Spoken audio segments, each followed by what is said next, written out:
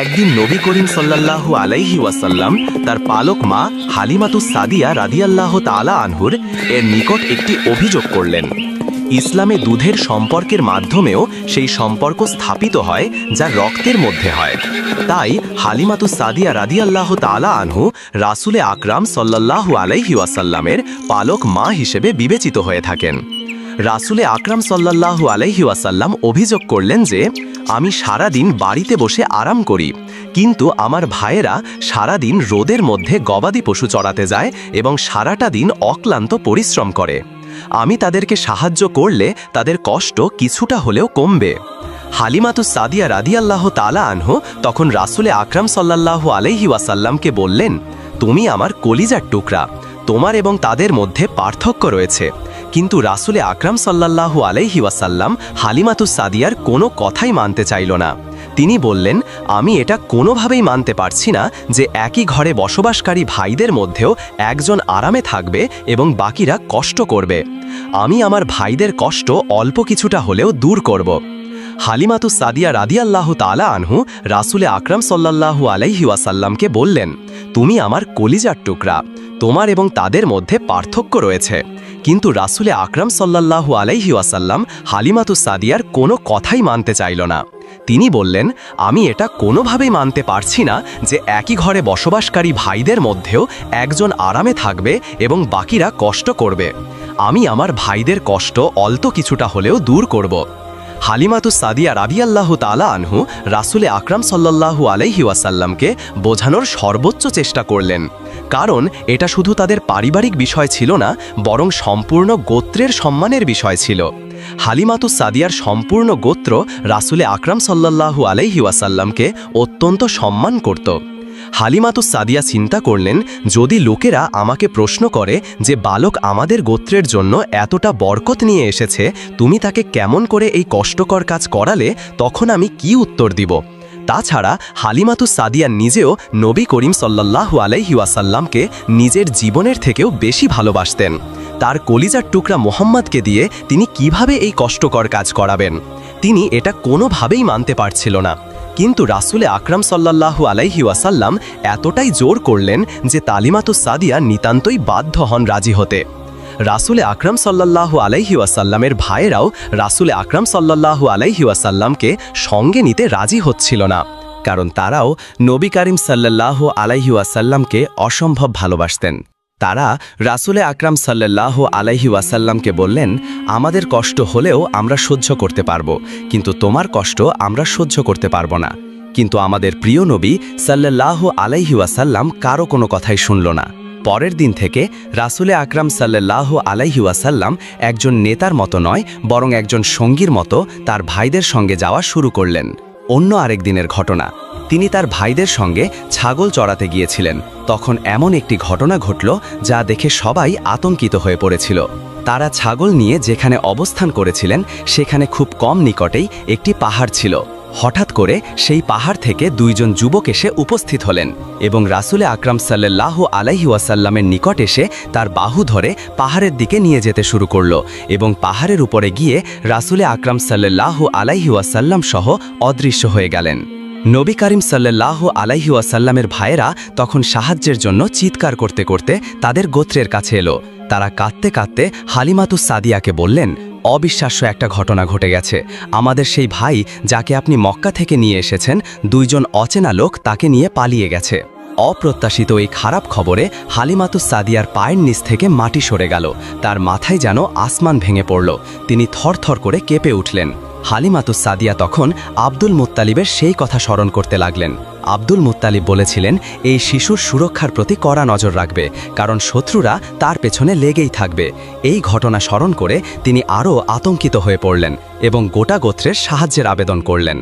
গোত্রের সমস্ত পুরুষেরা খুব দ্রুত সেই পাহাড়ের দিকে ছুটে গেল। যখন তারা পাহাড়ে পৌঁছালেন তখন তারা আরও অবাক হয়ে দেখতে পেলেন রাসূলে আকরাম সাল্লাল্লাহু আলাইহি ওয়াসাল্লাম নিরাপদেই রয়েছেন এবং তিনি সেখানে বসে বিশ্রাম করেছেন।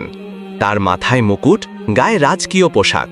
দুইজন যুবক তার ডান এবং বাম পাশে বসে তার দেহ মোবারক মালিশ করেছেন, ঠিক যেন একজন দাস তাদের মালিকের সেবায় নিয়োজিত। যখন সেই দুই যুবক সামনে আসা মানুষদেরকে দেখতে পেল, ঠিক তখনই তারা এক মুহূর্তের মধ্যে অদৃশ্য হয়ে গেল। মুচকি হেসে রাসূলে আকরাম সাল্লাল্লাহু আলাইহি ওয়াসাল্লাম হালিমাতুস সাদিয়াকে উদ্দেশ্য করে বললেন, আপনার দুশ্চিন্তা করার কোনো প্রয়োজন নেই। আপনি যাদেরকে দেখতে পেয়েছেন তারা আমার রক্ষক, যারা সব সময় আমার সঙ্গেই থাকে। এদের উপস্থিতিতে কেউ আমার কোনো ক্ষতি করতেই পারবে না। এই কথা শুনে হালিমাতুস সাদিয়া কিছুটা স্বস্তি পেলেন।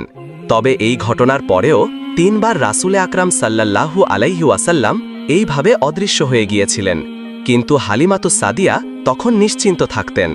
এই ঘটনার কিছুদিন পরে হালিমাতুস সাদিয়া রাদিয়াল্লাহু তাআলা আনহু রাসূলে আকরাম সাল্লাল্লাহু আলাইহি ওয়াসাল্লামকে নিয়ে তার দাদা আব্দুল মুত্তালেবের সঙ্গে দেখা করার উদ্দেশ্যে রওনা হলেন। মক্কার খুব নিকটে পৌঁছানোর পরে হালিমাতুস সাদিয়া প্রাকৃতিক প্রয়োজনের কারণে নবী করিম সাল্লাল্লাহু আলাইহি ওয়াসাল্লামকে বাবুতে রেখে তাঁবুর বাইরে গেলেন। বাইরে আসার পরেই হঠাৎ করে চারদিক অন্ধকারে ছেয়ে গেল। যখন হালিমাতুস সাদিয়া বাবুতে ফিরে আসলেন, তখন তিনি আতঙ্কিত হয়ে দেখতে পেলেন শিশু মুহাম্মদ সাল্লাল্লাহু আলাইহি ওয়াসাল্লাম তাঁবুতে নেই।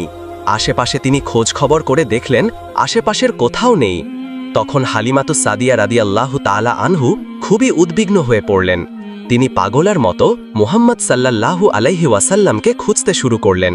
খুঁজতে খুঁজতে তিনি মক্কা পর্যন্ত চলে গেলেন, কিন্তু রাসূলে আকরাম সাল্লাল্লাহু আলাইহি ওয়াসাল্লামকে তখন কোথাও খুঁজে পেল না। অন্যদিকে আব্দুল মুত্তালেব খানায় কাবার নিকটেই বসেছিলেন। এমন সময় মক্কার একজন ব্যক্তি এসে আব্দুল মুত্তালেবকে বললেন, হালিমাতুস সাদিয়া আপনার নাতি মোহাম্মদকে নিয়ে মক্কায় এসেছেন আপনার সঙ্গে সাক্ষাৎ করার উদ্দেশ্যে। কিন্তু এখন হালিমাতুস সাদিয়া মোহাম্মদকে খুঁজে পাচ্ছে না। তিনি মক্কার অলিতে গলিতে মোহাম্মদকে পাগলের মতো খোঁজ খবর করছেন।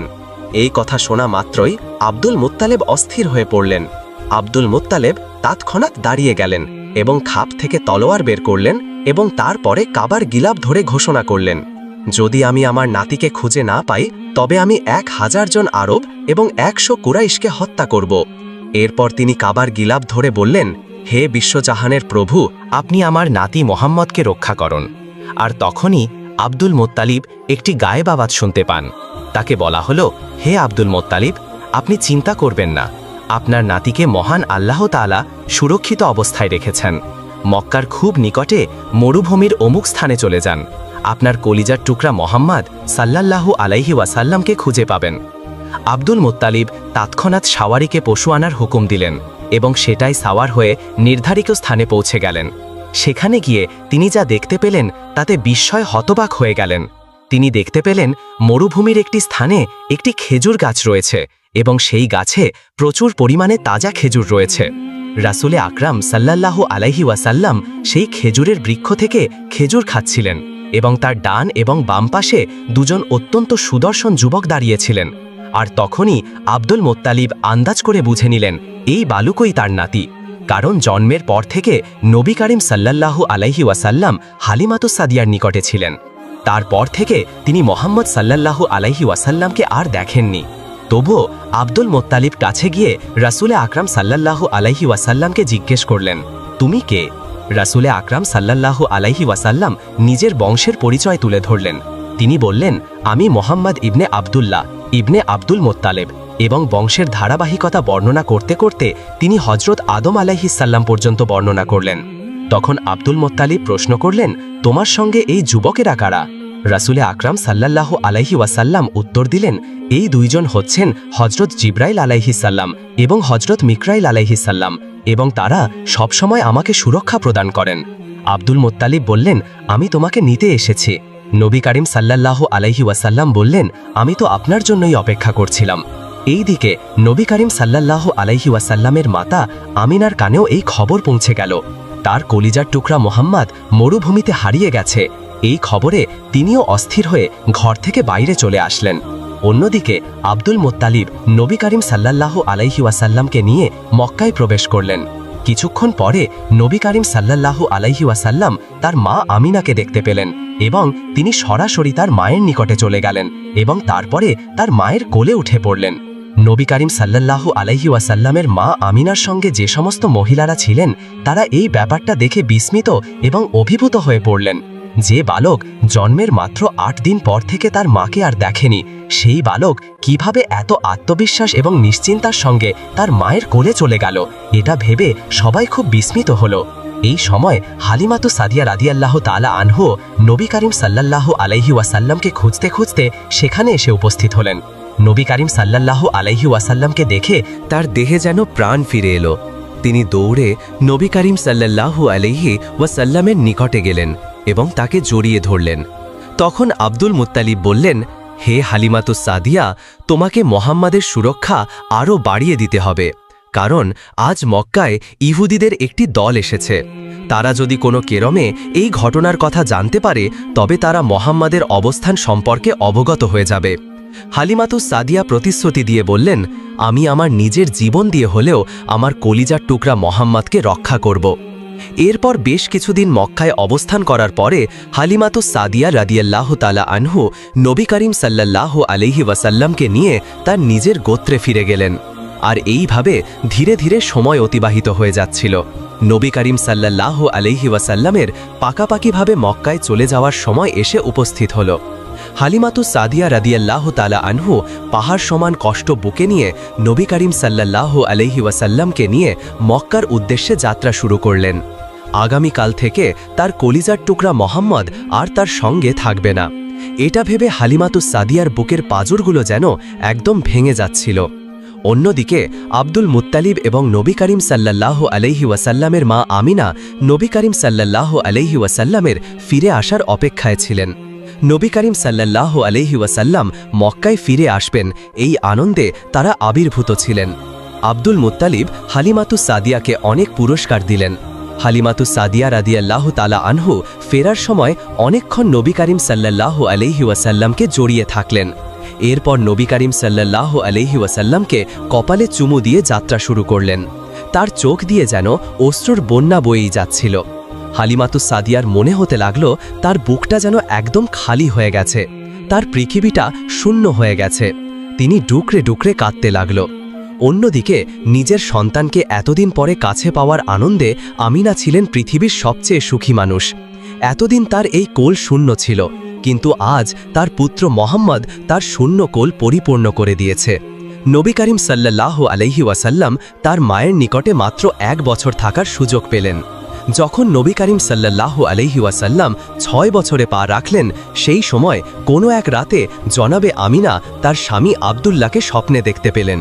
স্বপ্নে তার স্বামীকে দেখে তিনি খুবই আবেগপ্রবণ হয়ে উঠলেন। সকালে ঘুম থেকে ওঠার পরে তিনি আব্দুল মুত্তালিবের নিকটে গিয়ে বললেন, আমি মদিনায় গমন করতে চাই, সেখানে আমার মা বাবা রয়েছেন, তাছাড়াও সেখানে আমার পুত্র মোহাম্মদের পিতা আব্দুল্লাহর কবর রয়েছে, আমি সেই কবর জিয়ারত করতে চাই। আব্দুল মুত্তালিব অনুমতি দিলেন। আমিনা তখন রাসূলে আকরাম সাল্লাল্লাহু আলাইহি ওয়াসাল্লাম, দাসী উম্মে আয়মান, একজন দাস, 3টি উট এবং প্রয়োজনীয় জিনিসপত্র নিয়ে রওনা হলেন। এই ছোট্ট কাফেলা মক্কা থেকে মদিনার উদ্দেশ্যে যাত্রা শুরু করল। সফর শেষে তারা মদিনার বনু নাজ্জার গোত্রের নিকট পৌঁছে গেল। এই গোত্রই ছিল নবী করিম সাল্লাল্লাহু আলাইহি ওয়াসাল্লামের নানা বাড়ির গোত্র। এটাই সেই গোত্র যারা নবী করিম সাল্লাল্লাহু আলাইহি ওয়াসাল্লামকে মক্কা থেকে মদিনায় হিজরত করার পরে আশ্রয় দিয়েছিল এবং নবী করিম সাল্লাল্লাহু আলাইহি ওয়াসাল্লামকে সার্বিক সহযোগিতা করেছিল। বিবি আমেনা 1 মাস সেই গোত্রে অবস্থান করলেন এবং তার স্বামী ও রাসূলে আকরাম সাল্লাল্লাহু আলাইহি ওয়াসাল্লামের পিতা আব্দুল্লাহর কবর জিয়ারত করলেন। সেখানে কিছুদিন অবস্থান করার পরে তিনি মক্কায় ফিরে যাওয়ার ইচ্ছা প্রকাশ করলেন। মদিনা থেকে মক্কার উদ্দেশ্যে এই ছোট্ট কাফেলা আবারও যাত্রা শুরু করল। মদিনা থেকে প্রায় 100 কিলোমিটার দূরত্বে পৌঁছানোর পরে বিশ্রাম করার উদ্দেশ্যে কাফেলাটি যাত্রাবিরতি করল। তারা যে স্থানে যাত্রাবিরতি করেছিলেন সেই স্থানটি বর্তমানে আবুয়া নামে পরিচিত। পুনরায় যাত্রা করার মতো অবস্থা তার আর ছিল না। ছোট্ট এই কাফেলাটি এখানে অবস্থান করতে থাকে এবং আমিনার অসুস্থতা ক্রমেই বাড়তেই থাকে। অবশেষে সেখানে আমিনা ইন্তেকাল করেন। ইন্না লিল্লাহি ওয়া ইন্না ইলাইহি রাজিউন।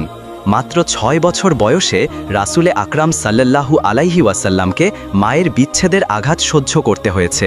আমিনাকে গভীর শ্রদ্ধার সঙ্গে সেই স্থানে দাফন করা হয়। উম্মে আইমান 6 বছরের মোহাম্মদ সাল্লাল্লাহু আলাইহি ওয়াসাল্লামকে নিয়ে মক্কার দিকে যাত্রা শুরু করলেন। উম্মে আইমান মোহাম্মদ সাল্লাল্লাহু আলাইহি ওয়াসাল্লামকে নিয়ে মক্কায় ফিরে আসেন এবং তাকে তার দাদা আব্দুল মুত্তালিবের জিম্মায় দিয়ে দেন। এরপরে রাসূলে আকরাম সাল্লাল্লাহু আলাইহি ওয়াসাল্লাম আরও 1 বছর তার দাদার সঙ্গেই থাকেন। যখন হজরত মুহাম্মদ সাল্লাল্লাহু আলাইহি ওয়াসাল্লাম 7 বছরে পা দিলেন, তখন একটি উল্লেখযোগ্য ঘটনা ঘটে। এই ঘটনায় রাসূলে আকরাম সাল্লাল্লাহু আলাইহি ওয়াসাল্লাম এমন কিছু উপহার লাভ করেন, যে উপহার বাকি জীবন রাসূলে আকরাম সাল্লাল্লাহু আলাইহি ওয়াসাল্লামের সঙ্গেই ছিল। ঘটনাটি হলো, একবার নবী করিম সাল্লাল্লাহু আলাইহি ওয়াসাল্লামের দাদা আব্দুল মুত্তালিব বাণিজ্যের উদ্দেশ্যে সিরিয়ায় গমন করেছিলেন। এমন সময় ইয়ামেনের বাদশাহ সাউক মক্কা আক্রমণের ঘোষণা দেন এবং তিনি এটা বলেন যে মক্কাকে তিনি তার শাসনের অভিভুক্ত করেই নেবেন। যখন আব্দুল মুত্তালিব বাণিজ্য শেষ করে মক্কায় ফিরে আসলেন, তখন তিনি জানতে পারলেন ইয়ামেনের বাদশাহ দূত পাঠিয়ে মক্কা আক্রমণের ঘোষণা দিয়েছেন। মক্কার মানুষেরা আব্দুল মুত্তালিবের নিকটে এসে তাদের বিপদের কথা বললেন। আব্দুল মুত্তালিব মক্কার মানুষের নিরাপত্তা নিশ্চিত করতে চাইলেন এবং তিনি বললেন, আমি নিজে ইয়ামেনের বাদশার নিকটে যাব এবং আমি আশা করছি তাকে আমি এটা বোঝাতে সক্ষম হব যে মক্কা মহান আল্লাহ তাআলার সম্মানিত শহর।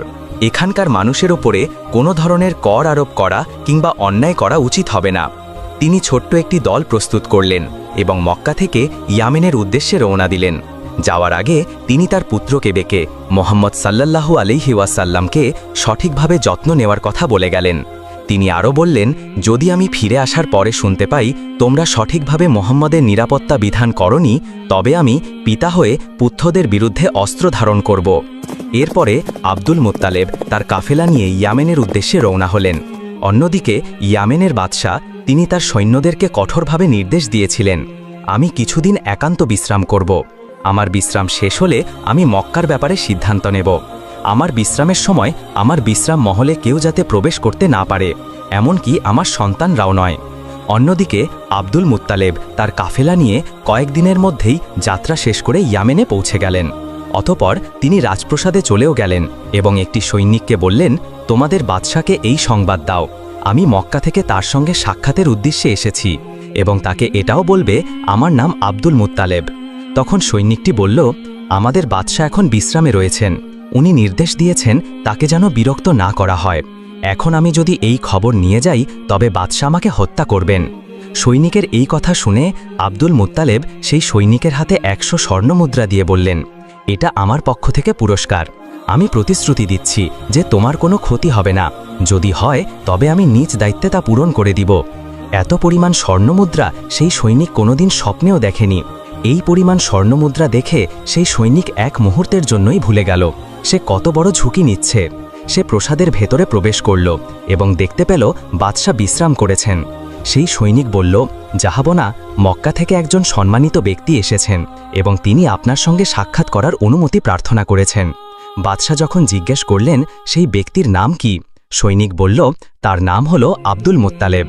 নামটা শোনার সঙ্গে সঙ্গে ইয়ামেনের বাদশার মনে হলো তিনি যেন আগন্তুকের জন্যই অপেক্ষা করেছেন। অথচ বাদশা বলেছিলেন, আমি বিশ্রাম নেওয়ার সময় যদি কেউ আমাকে বিরক্ত করো তবে আমি তাকে হত্যা করব, এমনকি সে যদি আমার পুত্র হয়। ইয়ামেনের বাদশা তার সেই কথা ভুলে গেলেন। তিনি সৈনিককে বললেন, তাকে সম্মানে আমার নিকটে নিয়ে আসো। ইয়ামেনের বাদশার এমন কথাই বোঝা গেল মক্কা আক্রমণের পরিকল্পনার পিছনে তার কোনো উদ্দেশ্য ছিল। তার নিকটে মক্কা থেকে কোনো ব্যক্তি আসবে তিনি যেন সেটার জন্যই অপেক্ষা করেছিলেন।